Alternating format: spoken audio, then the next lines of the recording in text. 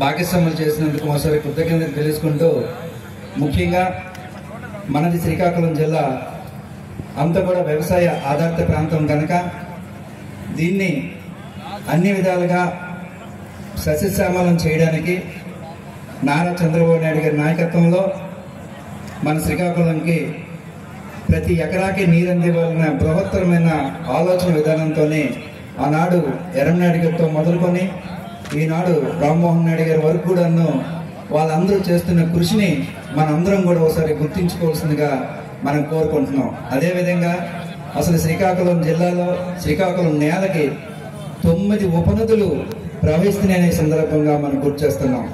ఎందుకంటే ఇది పవిత్రమైన నేల. ఈ పవిత్రమైన నేలలో 194 కిలోమీటర్లు ఒక సుదీర్ఘమైన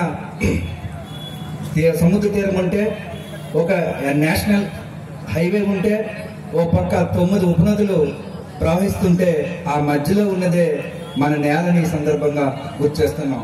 ఎందుకంటే నాగావళి, వంశధార, సువర్ణముఖి, వేగవతి, మహేంద్రతనయ, గోముఖి, చంపముతి, బహుదా, కుంచర్లకొండ ఇలాంటి నదులన్నీ కూడాను ప్రవహిస్తూ మన తాలూకా జీవన విధానాన్ని ఒక ఉన్నతమైన స్థానాన్ని తీసుకెళ్ళడానికి ఈ ప్రయత్నాలని సందర్భం గుర్తు చేస్తున్నాం. అలాగే ఏదైతే వంశధార ప్రాజెక్టు దాదాపు 45 సంవత్సరాల క్రితం ఇది ప్రారంభం జరిగినప్పటికీ కేవలం 18 టీఎంసీల నీరుని స్టాగ్నేట్ చేయడానికి 45 సంవత్సరాలు పడితే, కాళేశ్వరం ప్రాజెక్ట్ అన్నది కేవలం 4-5 సంవత్సరాల్లో దాదాపు 350 టీఎంసీల నీరుని తీసుకురాగలిగారంటే దాంట్లో ఉన్న ఔచిత్యాన్ని మనం గుర్తించుకోవాలా.